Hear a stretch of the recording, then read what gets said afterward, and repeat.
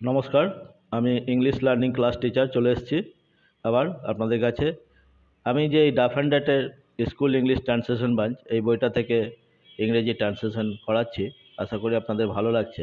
তো আগে যে চ্যাপ্টারগুলোতে আমি করিয়েছি বি ভার্বের অ্যাম ইজ আর, তারই এখন পাস্ট টেন্স চলছে ওয়াজ। আর এই অ্যাম ইজ আরের ভার্বের উপর ভিত্তি করে গতকালকে আমি একটা স্পোকেন ইংলিশ স্পোকেন ইংলিশ ক্লাসের আরম্ভ করেছি, যেখানে দেখতে পাওয়া যাচ্ছে যে একটা ক্লাস 4-এর ছাত্রী কিভাবে ইংরেজিতে কথা বলছে। এই বি ভার্বের উপর নির্ভর করে যদি বলা হয় say something about your self বা ইন্ট্রোডিউস অ্যাবাউট ইয়োর সেলফ, তখন ওই ছাত্রীটি যা বলেছে সেগুলো বললেই যথেষ্ট।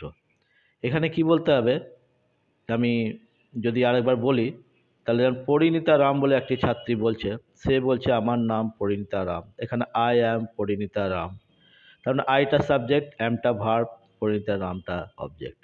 আই রিড ইন ক্লাস 4, আইটা সাবজেক্ট, রিডটা ভার্ব, ক্লাস 4টা অবজেক্ট। এইভাবে সাবজেক্ট ভার্ব অবজেক্ট দিয়ে যেমন আমরা লিখছি তেমনি বলাও হচ্ছে। তো এখানে আগের চ্যাপ্টারে আমরা যেটা করেছিলাম যে প্রেজেন্ট টেন্সের উপর যদি বলি আমি একজন ছাত্র, তখন কী হবে? আই অ্যাম এ স্টুডেন্ট, আইটা সাবজেক্ট, অ্যামটা ভার্ব, আর ছাত্রটা স্টুডেন্ট। তেমনি যদি বলি আমি ছাত্র ছিলাম, তখন কী হয়ে যাবে? I was a student. যখন এই ওয়াজটা হয়ে যাবে, মানে অ্যামের জায়গায় ওয়াজ হয়ে যাচ্ছে। ঠিক আছে? তো এইভাবেই আমরা ইংরেজি লিখতে লিখতে যখন একটা করে চ্যাপ্টার শেষ হবে, আমি ইংরেজি স্পিকিং তোমাদের মধ্যেই কাউকে দিয়ে করাবো এবং বলাবো। তো চলো এবার নেক্সট পড়া আমি নিয়ে চলে এসেছি। আগের পড়াটা আশা করি তোমরা করেছো, বুঝতে পেরেছো। আগের দিনকে আমাদের দেওয়া ছিল 21 থেকে। এবার আমি বলে দিচ্ছি, এটা দেখো মিলিয়ে নাও যারা করেছো। এখানে বলা আছে সুভাষচন্দ্র বসু একজন দেশপ্রেমিক ছিলেন। তো সাবজেক্টকে কার সম্বন্ধে বলা হয়েছে? সুভাষচন্দ্র বোস। আমরা জানি সেন্টেন্সের মধ্যে যার সম্বন্ধে বলা হয় তাকে বলে সাবজেক্ট। তো এখানে সেন্টেন্সের মধ্যে সুভাষচন্দ্র বসুর সম্বন্ধে বলেছে, সেই জন্য সুভাষচন্দ্র বোস এটা সাবজেক্ট। এবার সুভাষচন্দ্র বোস কি ছিলেন? ওয়াজ, এটা হচ্ছে ভার্ব। যে ওয়ার্ডের দ্বারা হওয়া বা ছিল বোঝায় তাকে বলে ভার্ব। এই চ্যাপ্টারে ছিলটা হচ্ছে ভার্ব, ওয়াজ। ছিলেন, কি ছিলেন? না তো একজন দেশপ্রেমিক, এ পেট্রিয়ট। দেশপ্রেমিক ইংরেজি পেট্রিয়ট বলা আছে, এ পেট্রিয়ট।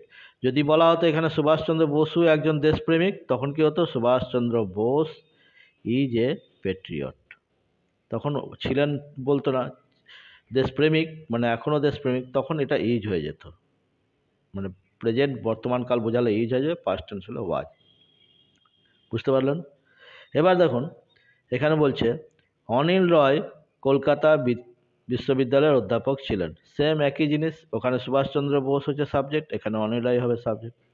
তাহলে কাল সম্বন্ধে বলেছে? অনিল রায়ের সম্বন্ধে। তাহলে সাবজেক্ট কী হবে? Anil Roy. Anil Roy was the professor of Kolkata university. Okay, next. Jawaharlal Nehru ভারতের প্রথম প্রধানমন্ত্রী ছিলেন। সাবজেক্টকে জওহরলাল নেহরু, এর সম্বন্ধে বলা হয়েছে। ছিলেন, ওয়াজটা হচ্ছে ভার্ব। কি ছিলেন? প্রথম prime minister, the first prime minister. কোথাকার? অফ ইন্ডিয়া, ভারত এর। এখানে অফটা হচ্ছে প্রিপোজিশন। হ্যাঁ, নেক্সট। ডক্টর রাজেন্দ্র প্রসাদ ভারতের প্রথম রাষ্ট্রপতি ছিলেন। কার সম্বন্ধে বলা আছে? ডক্টর রাজেন্দ্র প্রসাদ। তার সাবজেক্ট কী হবে? ডক্টর রাজেন্দ্র প্রসাদ। ডক্টর রাজেন্দ্র প্রসাদ, এটা ভার্ব, ওয়াজ। ছিলেন, কি ছিলেন? The first prime minister of India. ঠিক আছে, নেক্সট। আমি তার প্রতি কৃতজ্ঞ ছিলাম। কি হবে? I was grateful to him. সাবজেক্টকে কার সঙ্গে বলা আছে? আমি। তা আমিটার সাবজেক্ট আই। আমি তার প্রতি কৃতজ্ঞ ছিলাম। কে ছিল? আমি ছিলাম, তাহলে আইটা সাবজেক্ট। এবার ছিলাম ইংরেজি ওয়াজ দিলাম। কি ছিলাম? কৃতজ্ঞ, গ্রেটফুল টু হিম, তার প্রতি। তাহলে সাবজেক্ট হলো, ভার্ব হলো, অবজেক্ট হলো। ঠিক আছে, তো এইভাবেই আমরা প্র্যাকটিস করব।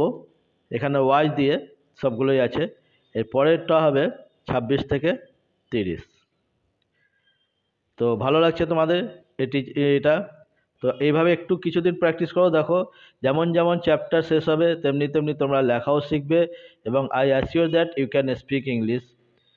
ওকে, so without losing any time you practise from this time. And if you like it, then please subscribe, like and share, and don't forget to give your comment in the comment box. Okay, thank you.